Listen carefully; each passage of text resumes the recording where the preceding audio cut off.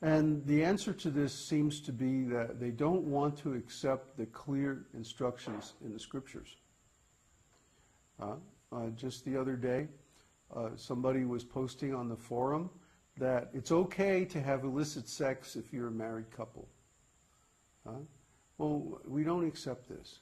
We can't accept this because Srila Prabhupada didn't teach that, and the Vedas don't teach that. And somebody might say, well, nobody can come to that standard. Well, we're at that standard. What's the problem? The problem is that people don't want to change. And if you don't want to change, if you don't want to come to the standard, and you say that, make it very clear, I don't want to come to the highest standard. I don't want to reach the highest level of self-realization. That's okay. I'd much rather have a little pleasure now than a lot of pleasure later by attaining self-realization. Well, that's okay. That's your choice. You can do that. But don't try to change the philosophy. We won't accept that. And Krishna won't accept that. So what we really need is to have different levels of practice for people who have different levels of aspiration. People who want the highest, who want to go back to the spiritual world in this lifetime, they should practice celibacy, because this is advised in the Vedas. It's all over the Vedas. It's in every scripture I've ever read, even the Bible, that if someone is called to come to the spiritual world, they should practice celibacy. Why? Because the sex life impulse is the most aberrating, the most attaching, the most identification that we have with this material world. If somebody says, what are you? You say, I'm a man, or I'm a woman. That's the first thing, the first item of identity, the first identification of the false ego. I'm a male or I'm a female, isn't it? So when we think of ourself, if we start off from this idea that I am this body, and this body is either male or female, then we're in material consciousness. But if we think of ourselves and our identity in relation to Krishna, then it's like we're neither male nor female. We're neither young nor old. We're neither black nor white, nor from this country or that country, or this family or that family. We're not a member of a particular race or creed or religion or political identification. None of that applies. We're all spirit souls, and we're eternal children of Krishna, of God. So what is the point of this sex life? It's simply to propagate the material body, to create more embodiments for more conditioned souls to come into this world and suffer. So why do we want to be associated with that process? That's nasty. It's the root cause of all suffering is this material body. You take any problem, any suffering, any inconvenience that you can name, it's all dependent on the body. It all originates from the body. So the soul is not ever a source of problems. Oh, it's always the body. The body is hurting, or the body needs to be fed, or the body needs this, or the body needs that. The mind is also part of the body. So mental and emotional suffering is also there. Because the body is conditioned by the laws of material nature, sometimes it's under the mode of goodness and we feel, oh, I'm enjoying. Sometimes it's under the mode of passion and we have to work very hard. Sometimes it's under the mode of ignorance and we're suffering. And just like this last week, I've been very sick. Well, this body anyway. It always happens after an initiation. The guru has to take the karma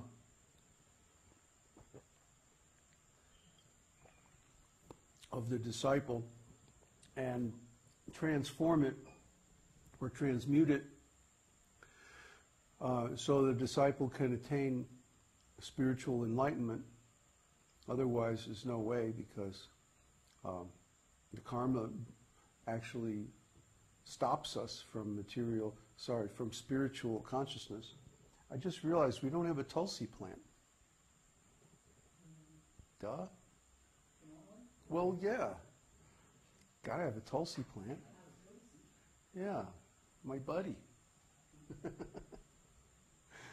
So, when we're suffering from too much karma, then we can't think of Krishna. We can't meditate. We can't chant. Huh? Why? Because, oh, I have to go here and do this and do that. I have to go to work. I have to take care of my family. I have to go here and do this, go there, do that, blah, blah, blah, blah, blah. And on, and it never stops. Huh? It's an endless chain. We do one act of karma, of material activities, and then that creates more karma, which causes another thing to take place, and then that causes more karma, etc., etc., etc. So when does it ever end? Okay. What we're trying to do is create an atmosphere, to create an association where we're not performing karma activities.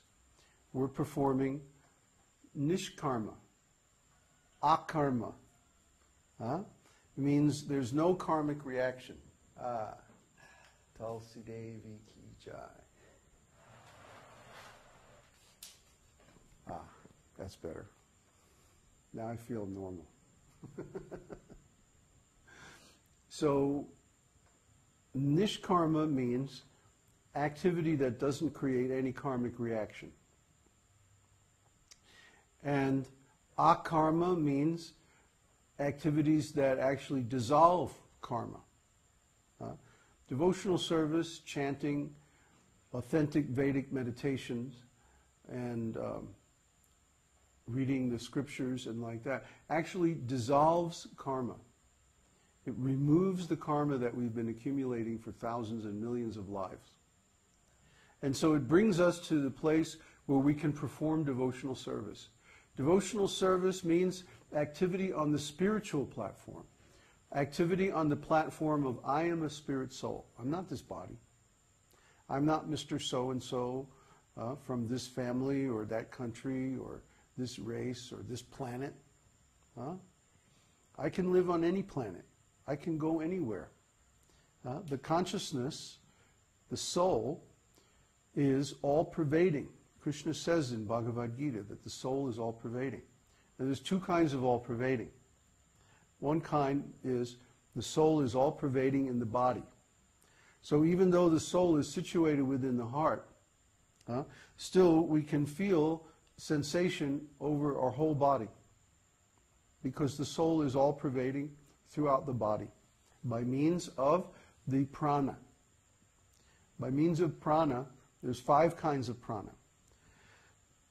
And the prana, there is ultimately one, but it manifests in 5 different ways. And so these 5 different kinds of prana go everywhere in the body, and they control all the bodily systems.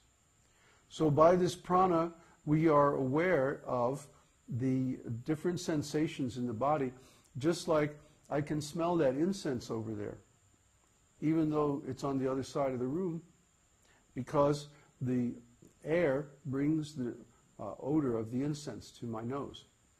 Similarly, the prana brings the sensations in the different parts of the body to the heart, because the heart is the center of all the pranas.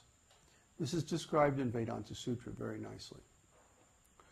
So by the pranas, we also control the body, those functions that are accessible to our control.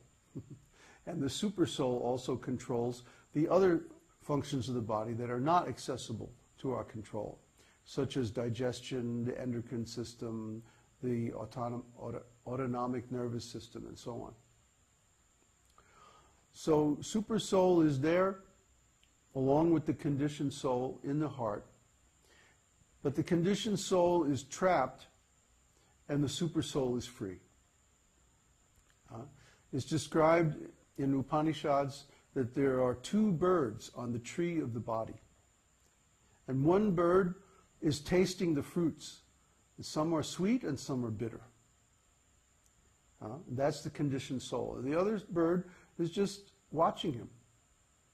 He's the watcher. He's the witness. That's the Supersoul. So Supersoul is there, along with the conditioned soul, in every body. And he's just watching. He's just waiting. Waiting for the time when the conditioned soul is going to turn to him and say, oh, let's fly away from here.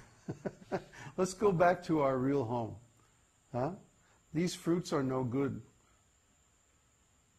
I'd rather have your company. And when they realize that, then the two birds fly away and they're happily